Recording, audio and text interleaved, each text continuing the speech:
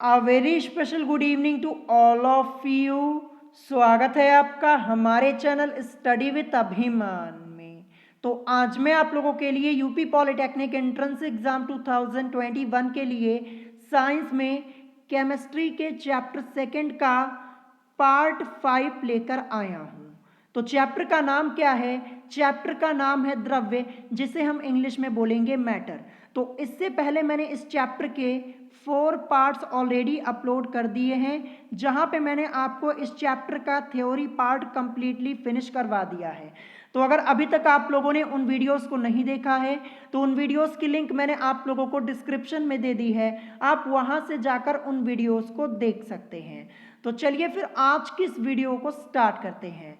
तो आज ये आपके इस चैप्टर का पार्ट 5 है। तो आज की इस वीडियो में मैं आपको इस चैप्टर के सभी क्वेश्चन सॉल्व करवाने वाला हूं। यानी आज की इस वीडियो में ये जो आपका चैप्टर है द्रव्य, ये चैप्टर आप लोगों का कंप्लीटली फिनिश हो जाएगा। तो वीडियो को स्टार्ट करने से पहले मैं आप लोगों को बता दूं कि मैं आप लोगों को आपके पूरे एंट्रेंस एग्जाम की प्रिपरेशन करवाने वाला हूं, वो भी एकदम फ्री में। आपको कुछ नहीं करना, बस चैनल को सब्सक्राइब कर लेना है और अपनी स्टडी स्टार्ट कर लेनी है। तो वीडियो को स्टार्ट करने से पहले मैं आप लोगों को कल के क्वेश्चन का आंसर बता देता हूं। कल मैंने आप लोगों से वीडियो के लास्ट में एक क्वेश्चन पूछा हुआ था। तो क्वेश्चन मैंने क्या पूछा था कि ब्रह्मांड में सर्वाधिक मात्रा में पाया जाने वाला तत्व कौन सा है? तो इसका आंसर क्या हो जाएगा? इसका आंसर हो जाएगा हाइड्रोजन। क्या हो जाएगा? हाइड्रोजन। तो क्वेश्चन को एक बार फिर से मैं रिपीट कर देता हूं। मैंने आप लोगों से पूछा था कि ब्रह्मांड में सर्वाधिक मात्रा में पाया जाने वाला तत्व कौन सा है? तो इस क्वेश्चन का आंसर हो जाएगा हाइड्रोजन। और जितने स्टूडेंट्स ने यहाँ पे कमेंट करके आंसर बताया था, सभी का आंसर करेक्ट था, जो कि बहुत ही अच्छी बात है। तो चलिए फिर वीडियो को स्टार्ट करते और देखते यहाँ पे क्वेश्चन नंबर फर्स्ट क्या दिया है। तो क्वेश्चन नंबर फर्स्ट आप लोगों को अपनी स्क्रीन के ऊपर देख रहा होगा। तो यहाँ पे क्वेश्चन है कि निम्नलिखित में से आर्द्रताग्राही पदार्थ कौन सा है? क्वेश्चन यहाँ पे है कि निम्नलिखित में से आर्द्रताग्राही पदार्थ कौन सा है? तो 4 ऑप्शंस आप लोगों की स्क्रीन के ऊपर आप लोगों को दिख रहे होंगे। और ये मैंने आपको थ्योरी पार्ट में पढ़ाया हुआ था कि आर्द्रताग्राही पदार्थ क्या होता है, और इसके एग्जाम्पल्स भी मैंने आप लोगों को कराए थे। तो इस क्वेश्चन का आंसर आप लोग बड़े आसानी से कर पाएंगे। तो क्वेश्चन नंबर फर्स्ट का करेक्ट आंसर क्या हो जाएगा? ऑप्शन बी हो जाएगा CuSO4, यानी निर्जल कॉपर सल्फेट। देखिए CuSO4 की जगह आपको यहाँ पे निर्जल कॉपर सल्फेट भी लिखा हुआ मिल सकता है, तो कंफ्यूज मत होइएगा, ठीक है। यहाँ पे फॉर्मूला लिखा हुआ है CuSO4, इसको हम निर्जल कॉपर सल्फेट के नाम से जानते हैं। तो यहाँ पे ऑप्शन बी इस क्वेश्चन का करेक्ट आंसर हो जाएगा। और मैंने आपको ये थ्योरी पार्ट में बताया हुआ था। अगर आप लोगों ने थ्योरी पार्ट डिटेल में पढ़ा है तो आप लोगों ने इस क्वेश्चन का आंसर तुरंत कर लिया होगा। तो फर्स्ट क्वेश्चन का आंसर ऑप्शन बी होगा CuSO4, यानी निर्जल कॉपर सल्फेट। अब चलिए इसके बाद देखते हैं next question, question number second. तो क्वेश्चन नंबर सेकंड आप लोगों को अपनी स्क्रीन के ऊपर दिख रहा होगा। यहां पे क्वेश्चन है कि निम्न में से कौन सा उत्फुल्ल पदार्थ है? यहां पे क्वेश्चन क्या है कि निम्न में से कौन सा उत्फुल्ल पदार्थ है? तो 4 ऑप्शंस आप लोगों की स्क्रीन के ऊपर आप लोगों को दिख रहे होंगे। और एक क्वेश्चन आप लोगों का यूपी पॉलिटेक्निक एंट्रेंस एग्जाम 2008 में ऑलरेडी पूछा जा चुका है। तो क्वेश्चन मोस्ट इंपॉर्टेंट है, क्योंकि आप लोगों के एंट्रेंस एग्जाम में क्वेश्चंस रिपीट होते रहते, तो हो सकता है ये क्वेश्चन आप लोगों से 2021 के एंट्रेंस एग्जाम में पूछ लिया जाए। तो मैंने आप लोगों को उत्फुल्ल पदार्थ भी पढ़ाया हुआ है और इसके सभी एग्जाम्पल्स भी करवाए हुए हैं। थ्योरी पार्ट अगर आप लोगों ने अच्छे से पढ़ा है ना, तो आज यहाँ पे आप सभी क्वेश्चंस के आंसर्स बड़े आसानी से कर पाएंगे।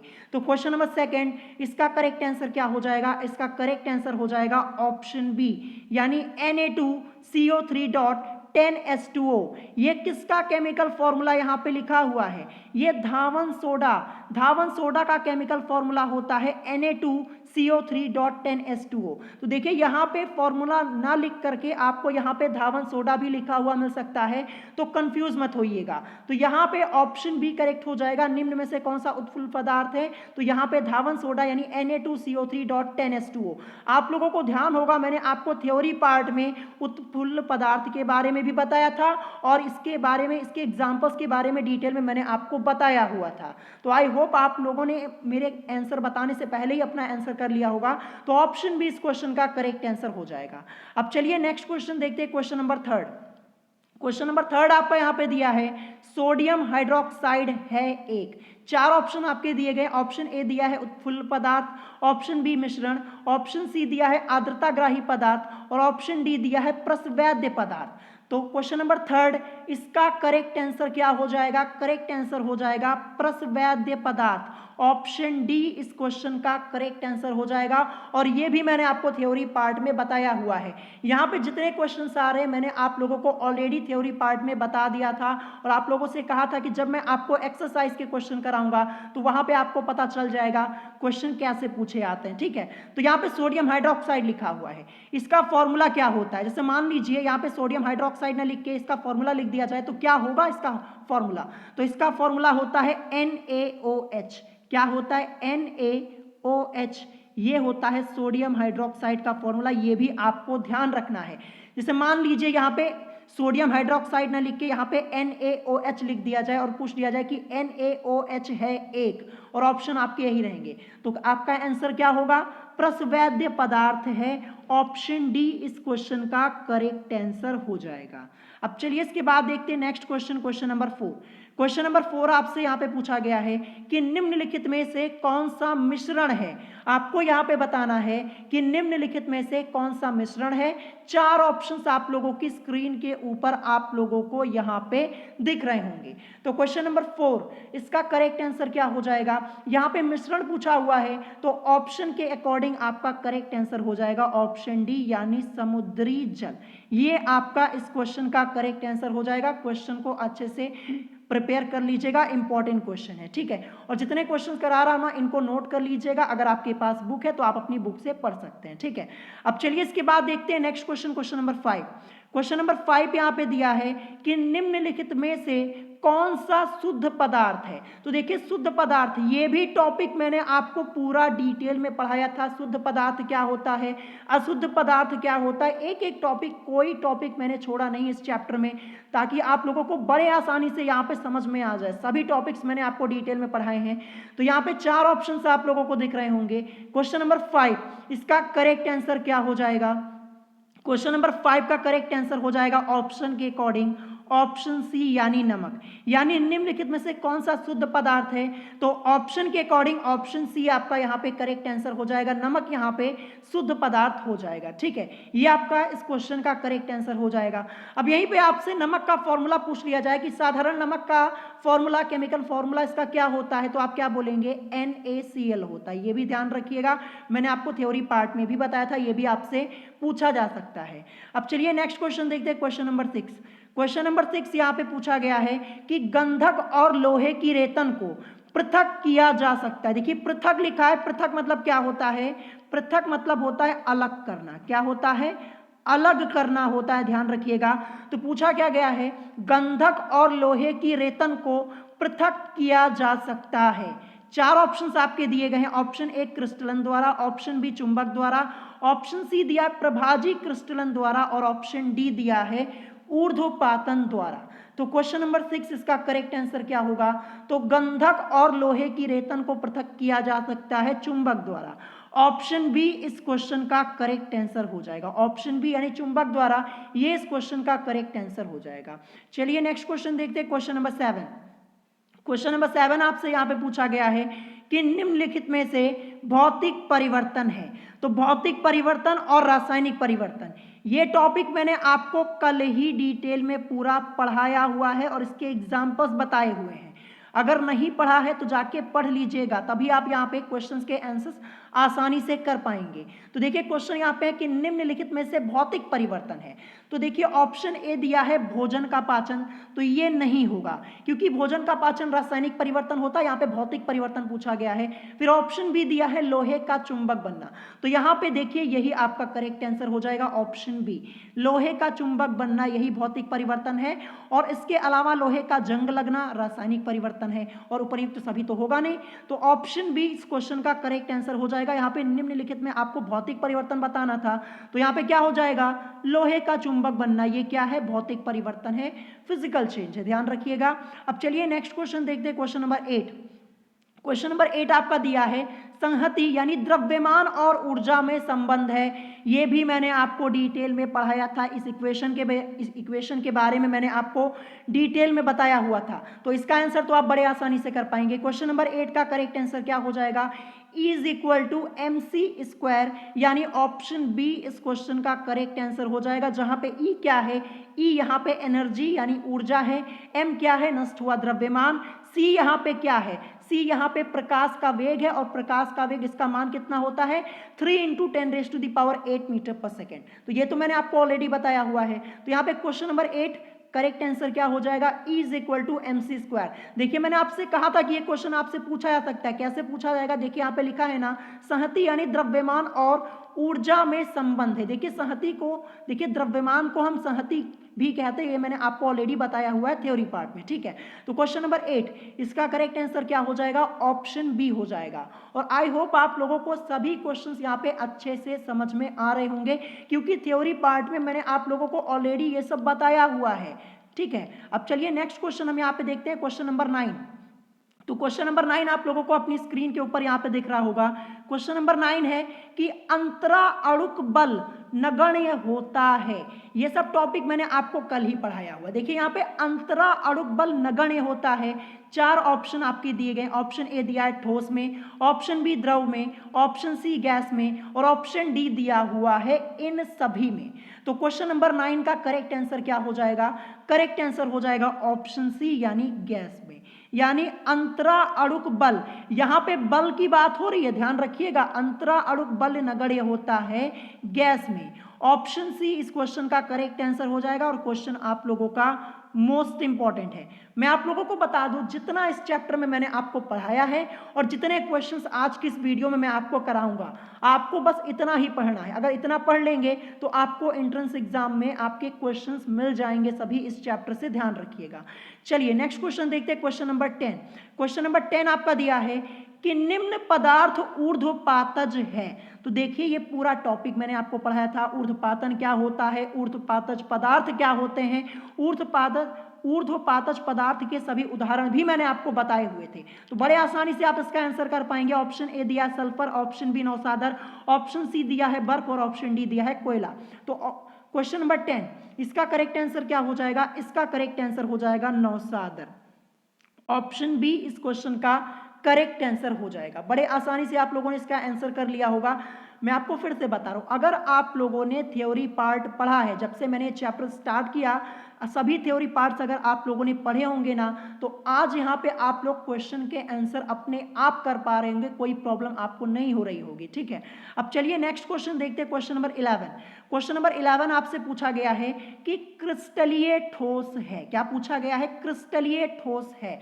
और ये क्वेश्चन आपका यूपी पॉलिटेक्निक एंट्रेंस एग्जाम 2011 में ऑलरेडी एक बार पूछा जा चुका है। ऑप्शन ए दिया है कांच, option B plastic, option C rubber, और ऑप्शन डी शक्कर यानी शर्करा। तो इस क्वेश्चन का करेक्ट आंसर क्या होगा, क्वेश्चन नंबर 11 इसका करेक्ट आंसर हो जाएगा ऑप्शन डी यानी शक्कर यानी शर्करा। क्रिस्टलीय ठोस है, शक्कर है, शर्करा है, ध्यान रखिएगा।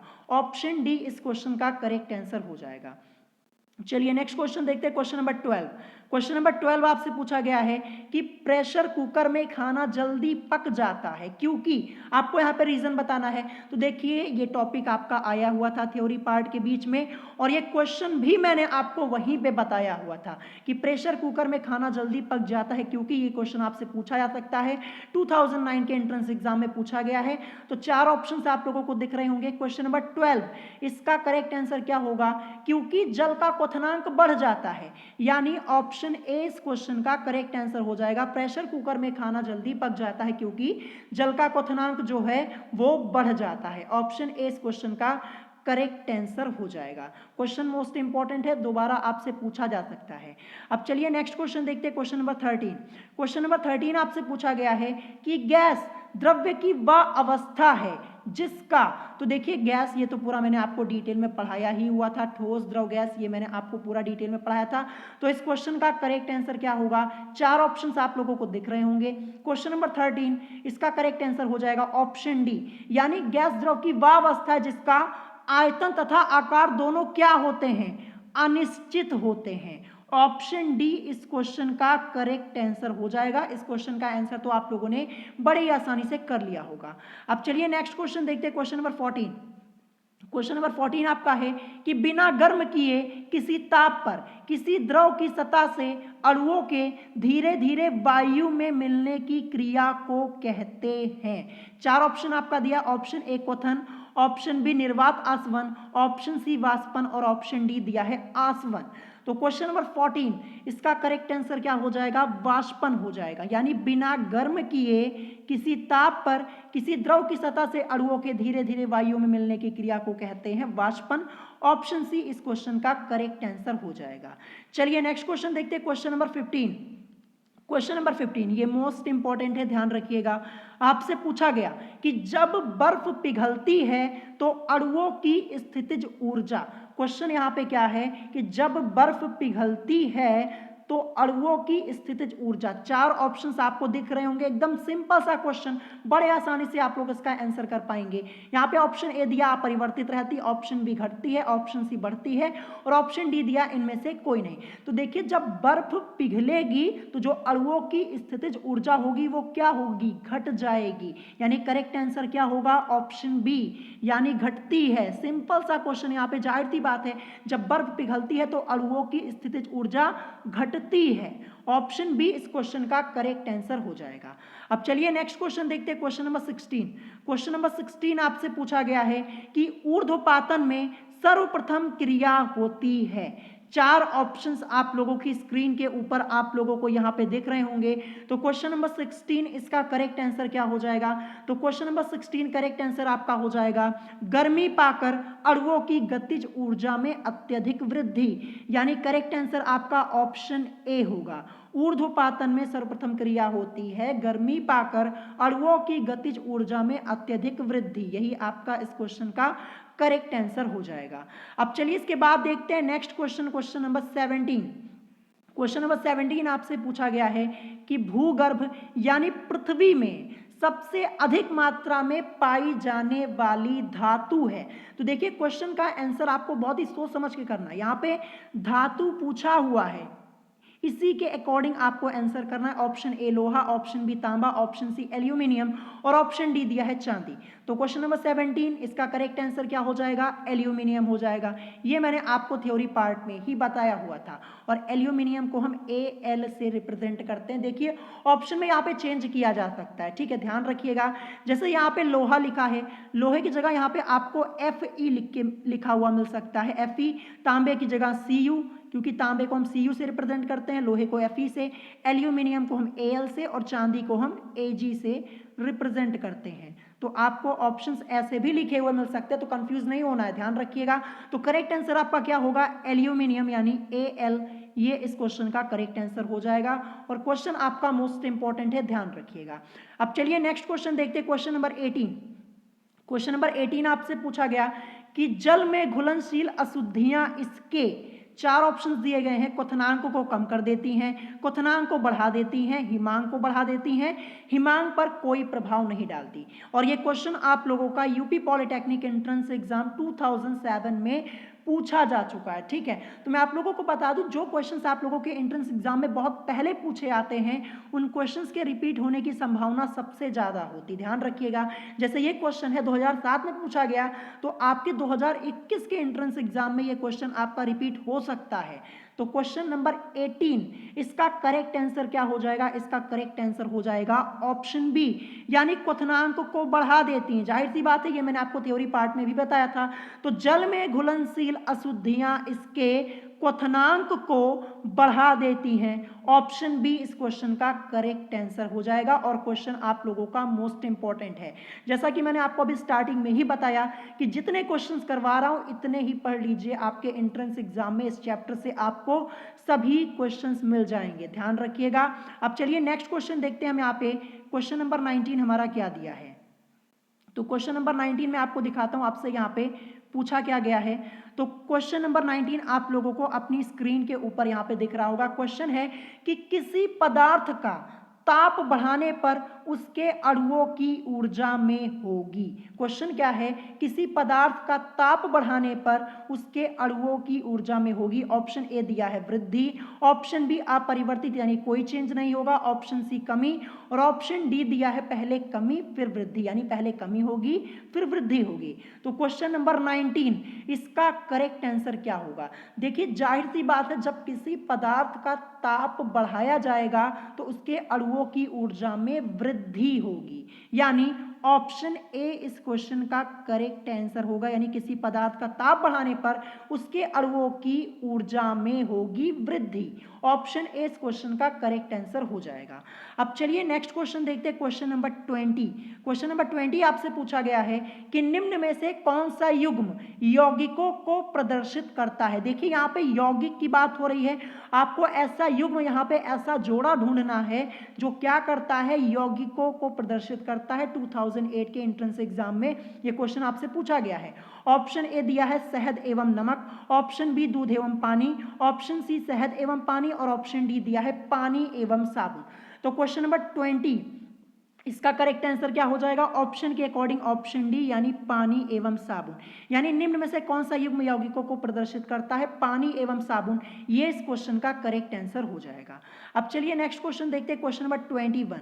क्वेश्चन नंबर 21 आपका दिया है कि निम्नलिखित में मिश्रण है। यहाँ पे आपको बताना है कि निम्नलिखित में मिश्रण है। तो देखिए यहाँ पे इस्पात लिखा है, इस्पात का मतलब स्टील, ध्यान रखिएगा, वायु, चौक, संगमरमर, धोने का सोडा, ग्लूकोज, तूतिया जिसे हम कॉपर सल्फेट बोलते हैं, पीतल और दूध, ये आपका दिया है, यहाँ पे लिखा हुआ है। ऑप्शन हम यहाँ पे देखेंगे, ऑप्शन ए आपका दिया है चौक, धोने का सोडा, वायु, ऑप्शन बी दिया है तूतिया और दूध, ऑप्शन सी दिया है ग्लूकोज, दूध, संगमरमर, और ऑप्शन डी दिया है पीतल, वायु, इस्पात, दूध। तो देखिए आपको मिश्रण यहाँ पे बताना है, तो करेक्ट आंसर क्या हो जाएगा, ऑप्शन के अकॉर्डिंग करेक्ट आंसर आपका हो जाएगा पीतल, वायु, इस्पात और दूध। ये क्या है, मिश्रण है, जाहिर सी बात है, पीतल मिश्रण, वायु भी मिश्रण, इस्पात और दूध ये भी।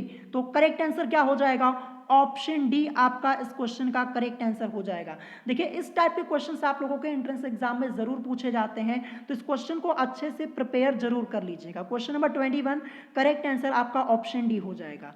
चलिए नेक्स्ट क्वेश्चन देखते हैं, क्वेश्चन नंबर 22।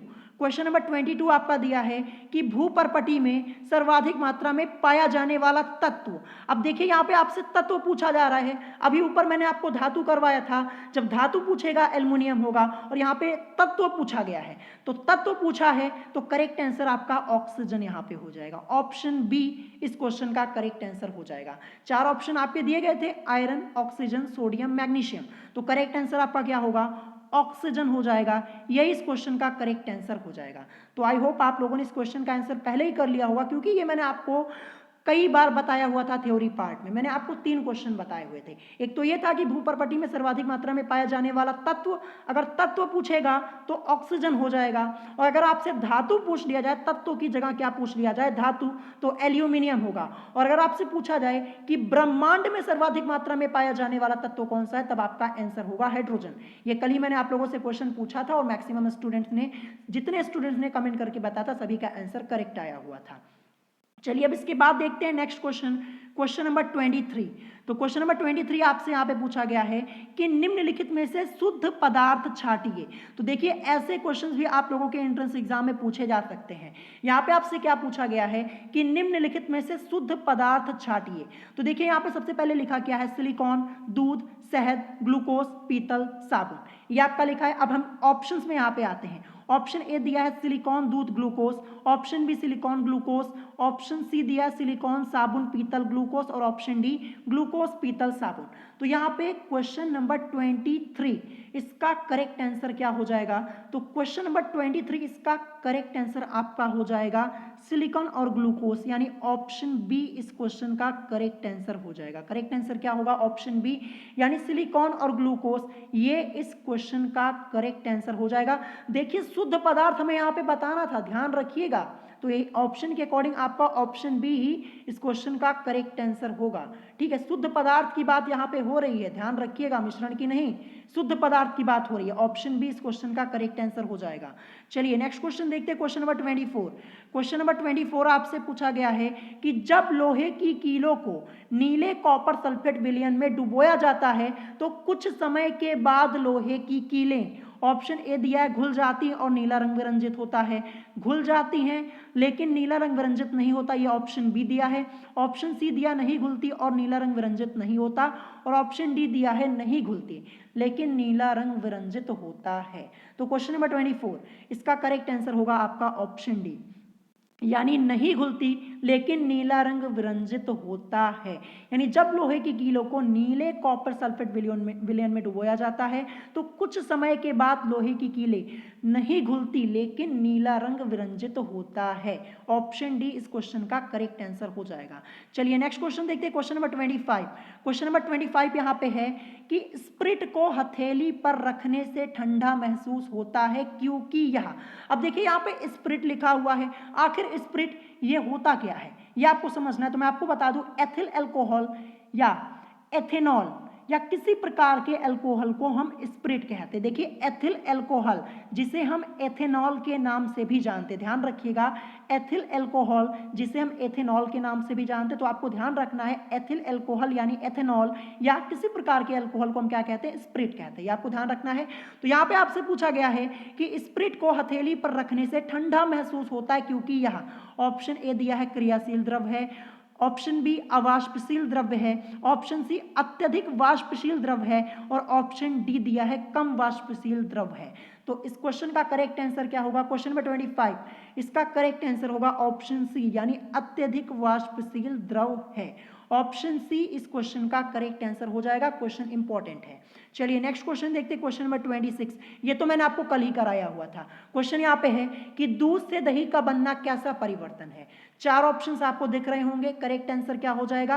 रासायनिक परिवर्तन यानी केमिकल चेंज है। दूध से दही का बनना एक कैसा परिवर्तन है? ये आपका रासायनिक परिवर्तन है। क्वेश्चन मोस्ट इंपॉर्टेंट है। रासायनिक परिवर्तन, भौतिक परिवर्तन, इन सभी के एग्जांपल्स को अच्छे से प्रिपेयर कर लीजिएगा, ऐसे ही आपसे क्वेश्चन पूछा जाएगा। अब चलिए नेक्स्ट क्वेश्चन देखते हैं, क्वेश्चन नंबर 27।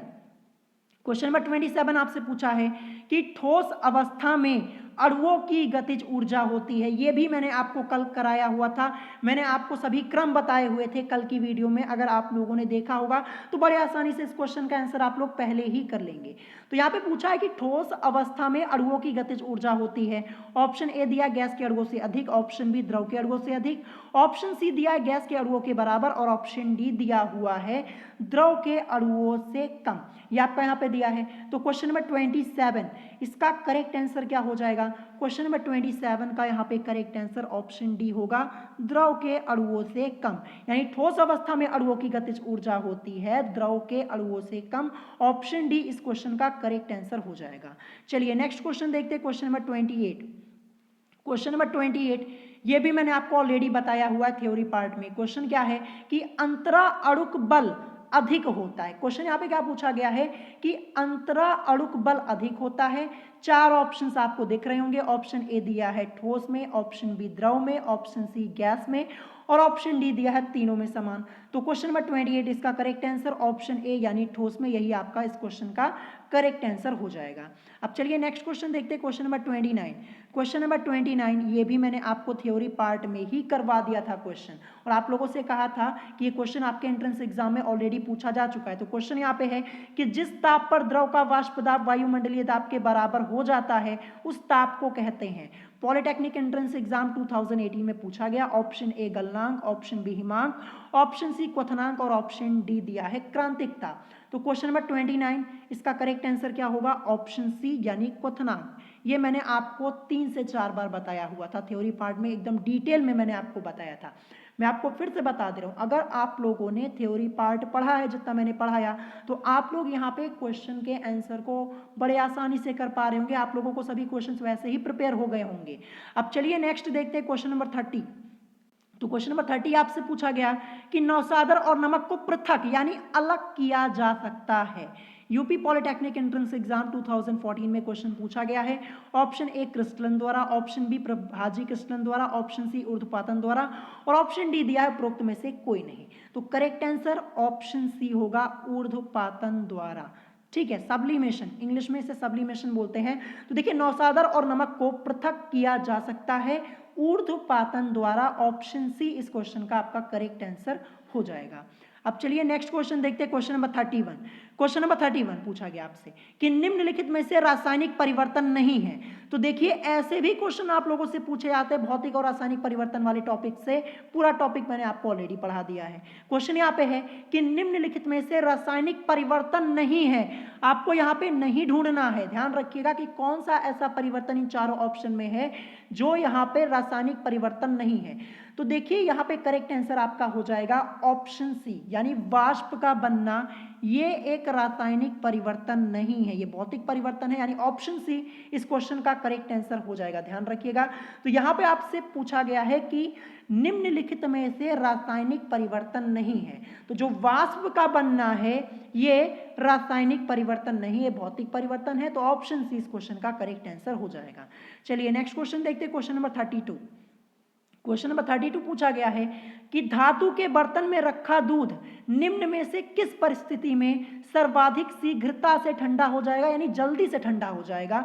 तो ऑप्शन ए दिया है जब बर्तन के ढक्कन पर पर्याप्त बर्फ रखी जाए, ऑप्शन बी दिया है जब दूध के बर्तन को बर्फ की सिल्ली पर रखा जाए, ऑप्शन सी दिया जब बर्फ को बर्तन के चारों ओर रखा जाए और ऑप्शन डी दिया है उपरोक्त सभी दशाओं में समान समय लगेगा। तो क्वेश्चन नंबर 32 इसका करेक्ट आंसर क्या हो जाएगा? ऑप्शन सी हो जाएगा, जब बर्फ को बर्तन के चारों ओर रखा जाए इस कंडीशन में। यानी धातु के बर्तन में रखा दूध निम्न में से किस परिस्थिति में सर्वाधिक शीघ्रता से ठंडा हो जाएगा? जब बर्फ को बर्तन के चारों ओर रखा जाए। ऑप्शन सी इस क्वेश्चन का करेक्ट आंसर होगा और क्वेश्चन आपका मोस्ट इंपॉर्टेंट है। अब चलिए नेक्स्ट क्वेश्चन देखते हैं, क्वेश्चन नंबर 33। क्वेश्चन नंबर 33 आपसे पूछा गया कि निम्न में से कौन सा तत्व है, यानी कौन सा आपका यहाँ पे एलिमेंट है, ये आपको बताना है। यूपी पॉलिटेक्निक एंट्रेंस एग्जाम 2006 में क्वेश्चन पूछा गया है। Option A silica, option B कांच, ऑप्शन सी दिया मैग्नीशियम और ऑप्शन डी दिया इनमें से कोई नहीं। तो करेक्ट आंसर आपका हो जाएगा मैग्नीशियम। मैग्नीशियम को हम Mg से रिप्रेजेंट करते हैं, तो ये एक एलिमेंट है यानी तत्व है। तो मैग्नीशियम आपका इस क्वेश्चन का करेक्ट आंसर हो जाएगा। चलिए नेक्स्ट क्वेश्चन देखते हैं, क्वेश्चन नंबर 34। क्वेश्चन नंबर 34 यहाँ पे फिटकरी, इसका केमिकल फॉर्मूला K2SO4 Al2SO4 का होल थ्राइस डॉट 24H2O। अब यहाँ पे जो 3 लिखा है इसको हम थ्राइस पढ़ते हैं, ध्यान रखिएगा। तो फॉर्मूला क्या है? K2SO4 डॉट Al2SO4 का होल थ्राइस डॉट 24H2O है। ऑप्शन ए दिया है क्षारीय लवण, ऑप्शन बी अम्लीय लवण, ऑप्शन सी उदासीन लवण और ऑप्शन डी दिया है द्विक लवण। ये यहाँ पे आपसे पूछा गया है। तो देखिए ये टॉपिक आपका अलग चैप्टर का, ये टॉपिक आपका आएगा तब मैं आपको डिटेल में पढ़ाऊंगा कि अम्लीय लवण क्या होता है, द्विक लवण क्या होता है, क्षारीय लवण क्या होता है। ये आपका चैप्टर दिया हुआ है एक, वहाँ पे मैं आपको पढ़ाऊंगा। लेकिन यहाँ पे क्वेश्चन आया हुआ है तो इसका आंसर तो आपको बताना ही पड़ेगा। मैं आपको इसका आंसर बता देता हूँ। क्वेश्चन नंबर 34 इसका करेक्ट आंसर क्या हो जाएगा? इसका करेक्ट आंसर आपका होगा ऑप्शन डी यानी द्विक लवण। ये आपका इस क्वेश्चन का करेक्ट आंसर हो जाएगा। ठीक है, ध्यान रखिएगा। और आपको यहाँ पे फिटकरी का केमिकल फॉर्मूला याद कर लेना है, ये आपके एंट्रेंस एग्जाम में ऑलरेडी पूछा जा चुका है। ठीक है, केमिकल फॉर्मूला आपको याद होना जरूरी। और ध्यान रखिएगा जो फिटकरी है ये द्विक लवण होता है। ठीक है, ऑप्शन डी इस क्वेश्चन का करेक्ट आंसर हो जाएगा। चलिए इस चैप्टर का लास्ट क्वेश्चन देखते हैं, क्वेश्चन नंबर 35। ये इस चैप्टर का लास्ट क्वेश्चन है। इस क्वेश्चन के कंप्लीट होते ही आपका चैप्टर यहाँ पे आज कंप्लीट हो जाएगा। तो क्वेश्चन यहाँ पे है कि वह पदार्थ जिनमें यौगिक की और अधिक मात्रा नहीं घोली जा सकती कहलाता है। ये मैंने आपको थ्योरी पार्ट में ही करवा दिया था क्वेश्चन। ऑप्शन ए उत्फुल्ल पदार्थ, ऑप्शन बी आर्द्रताग्राही पदार्थ, ऑप्शन सी दिया है प्रसवैद्य पदार्थ और ऑप्शन डी दिया है रासायनिक पदार्थ। तो क्वेश्चन यहाँ पे है कि वह पदार्थ जिनमें यौगिक की और अधिक मात्रा नहीं घोली जा सकती कहलाता है। तो इस क्वेश्चन का करेक्ट आंसर आपका हो जाएगा ऑप्शन बी यानी आर्द्रता ग्राही पदार्थ। ये आपका इस क्वेश्चन का करेक्ट आंसर हो जाएगा। तो क्वेश्चन आप लोगों का ये भी मोस्ट इंपॉर्टेंट है, इसको अच्छे से प्रिपेयर कर लीजिएगा। तो वह पदार्थ जिनमें यौगिक की और अधिक मात्रा नहीं घोली जा सकती कहलाता है आर्द्रता ग्राही पदार्थ। ऑप्शन बी इस क्वेश्चन का करेक्ट आंसर हो जाएगा। तो इस चैप्टर में मैंने आपको टोटल कितने क्वेश्चंस कराए, 35 क्वेश्चंस कराए हुए हैं। और जो थ्योरी पार्ट के बीच में से मैंने आपको जितने क्वेश्चन बताए हुए हैं, अगर उनको ऐड कर लेंगे तो यहाँ पे 50 to 60 क्वेश्चंस आप लोगों के हो जाएंगे। ठीक है, तो इन सभी क्वेश्चंस को एक बार अच्छे से प्रिपेयर कर लीजिएगा, क्वेश्चंस को नोट कर लीजिएगा। अगर आपके पास बुक है तो अच्छी बात है, आप अपनी बुक से पढ़ सकते हैं। अगर नहीं है तो क्वेश्चंस को नोट कर लीजिएगा, इन सभी क्वेश्चंस को नोट कर लीजिएगा और थ्योरी पार्ट को एक बार अच्छे से डिटेल में पढ़ लीजिएगा। अगर थ्योरी पार्ट पढ़ लेंगे ना तो आपको सभी क्वेश्चंस वैसे ही यहाँ पे समझ में आ जाएंगे। तो आज की इस वीडियो में ये जो आपका चैप्टर था द्रव्य यानी मैटर, ये चैप्टर आप लोगों का यहाँ पे कंप्लीटली फिनिश हो जाता है। और मैंने आपको साइंस में केमिस्ट्री के 2 चैप्टर यहाँ पे फिनिश करवा दिए हैं। 2 चैप्टर आपका यहाँ पे कंप्लीट हो चुका है। अब कल से आप लोगों की मैथमेटिक्स की क्लास स्टार्ट हो जाएगी। कल से मैं आप लोगों के लिए मैथ की क्लास स्टार्ट कर दूंगा और मैथ में मैं आपको कल फर्स्ट चैप्टर पढ़ाने वाला हूँ। ठीक है, तो अगर आज की इस वीडियो में आप लोगों को कोई बात नहीं समझ में आई हो तो आप मुझसे कमेंट करके पूछ सकते हैं। और अगर आज की वीडियो आप लोगों को पसंद आई हो तो वीडियो को लाइक करना और चैनल को सब्सक्राइब करना मत भूलिएगा। तो आज की वीडियो में इतना ही, मिलेंगे नेक्स्ट वीडियो में। Thanks for watching.